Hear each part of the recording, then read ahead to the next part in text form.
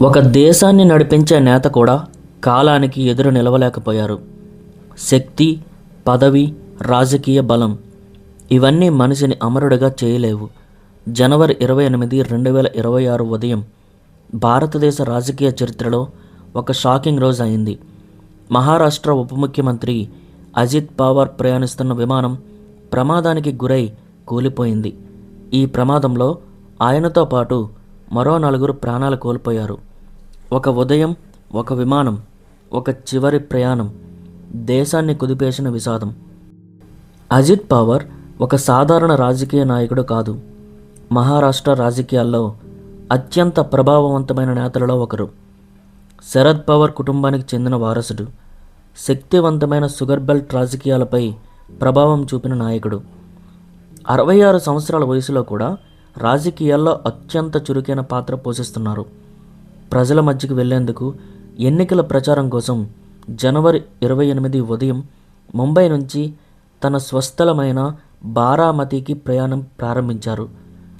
ఆ రోజు ఉదయం సుమారు 8 గంటలకు ఒక ప్రైవేట్ లియర్జెట్ 45 విమానం ముంబై నుంచి బయలుదేరింది. విమానంలో అజిత్ పవార్తో పాటు 2 పైలట్లు, ఆయన భద్రతా సిబ్బంది మరియు ఒక సహాయకుడు ఉన్నారు. మొత్తం 5 ప్రయాణికులు. ఇది సాధారణ ప్రయాణమే. రాజకీయ నాయకులకు ఇది రోజు జరిగే పనే. కానీ అనుకోకుండా ఇది ఆయన జీవితంలోని చివరి ప్రయాణం. విమానం బారామతి విమానాశ్రయం వైపు చేరుకుంటున్నప్పుడు సుమారు 8 గంటల 45 నిమిషాలకి ఉదయం ఆ ప్రాంతంలో ల్యాండింగ్ ప్రయత్నం జరుగుతోంది. ఆ సమయంలో ఏం జరిగిందో పూర్తిగా విచారణలో ఉంది. కానీ ప్రాథమిక సమాచారం ప్రకారం విమానం రన్వే దగ్గర నియంత్రణ కోల్పోయింది. ల్యాండింగ్ సమయంలో రన్వేకు సమీపంలో కూలిపోయింది. విమానం కూలిన వెంటనే భారీగా మంటలు చెలరేగాయి. పలు పేలుళ్లు సంభవించాయి. ఆ క్షణంలో ఎవ్వరినీ రక్షించలేని పరిస్థితి. సాక్షులు చెప్తున్నది ఒక్కటే: విమానం నేలపై పడిన వెంటనే అగ్నిగోళంలా మారింది. పొగ ఆకాశాన్ని కప్పేసింది. స్థానికులు పరిగెత్తుకుంటూ వచ్చారు. అగ్నిమాపక సిబ్బంది చేరుకున్నారు. కానీ అప్పటికే ఆలస్యమైంది. విమానంలో ఉన్నవారిలో ఏ ఒక్కరూ కూడా బతికే అవకాశం లేకుండా పోయింది. భారతదేశ రాజకీయాల్లో ఒక శక్తివంతమైన నాయకుడు క్షణాల్లో శాశ్వతంగా నిశ్శబ్దమయ్యారు. ఈ వార్త దేశమంతటా షాక్ లాగా పాకింది. ప్రధాని, ముఖ్యమంత్రులు, రాజకీయ నాయకులు, సామాన్య ప్రజలు అందరూ ఆశ్చర్యపోయారు. మహారాష్ట్ర ప్రభుత్వం 3 రోజుల రాష్ట్ర శోక దినాన్ని ప్రకటించింది. రాజకీయ భేదాభిప్రాయాలు పక్కన పెట్టి అందరూ ఒక నేత మరణంపై సంతాపం వ్యక్తం చేశారు. ఈ ప్రమాదం వెనుక కారణం ఏమిటి? ఇప్పటికీ స్పష్టమైన సమాధానం లేదు. విమానయాన నియంత్రణ సంస్థలు విచారణ ప్రారంభించాయి. విమానం సాంకేతిక లోపమా, వాతావరణ సమస్య, పైలట్ లోపమా, లేక రన్వే పరిస్థితులా? ఇవన్నీ విచారణలో తేలాల్సిన అంశాలు. బారామతి విమానాశ్రయం చిన్న విమానాశ్రయం. అక్కడ పూర్తి స్థాయి ఎయిర్ ట్రాఫిక్ కంట్రోల్ వ్యవస్థలు లేవు అనే సమాచారం కూడా బయటకు వచ్చింది.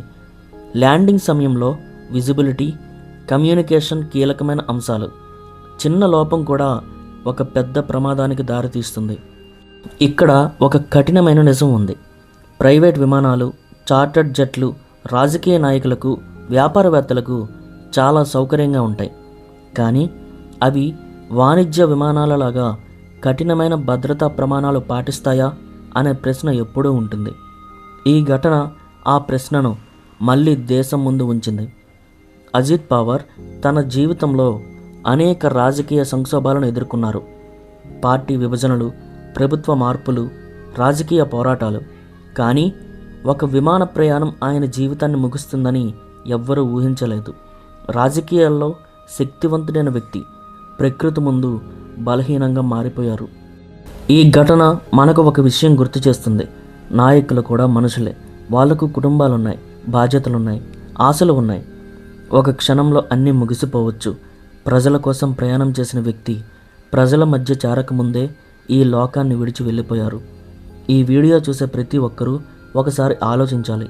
మనం రోజు వార్తల్లో చూస్తున్న నేతలు కూడా మనలాగే అనిశ్చిత జీవితం గడుపుతున్నారు. శక్తి, పదవి, డబ్బు ఇవన్నీ కాలాన్ని ఆపలేవు, కాలాన్ని మార్చలేవు. ఈ సంఘటన ఒక రాజకీయ వార్త కాదు, ఇది మానవ జీవితంలోని అస్థిరత గురించి చెప్పే కథ.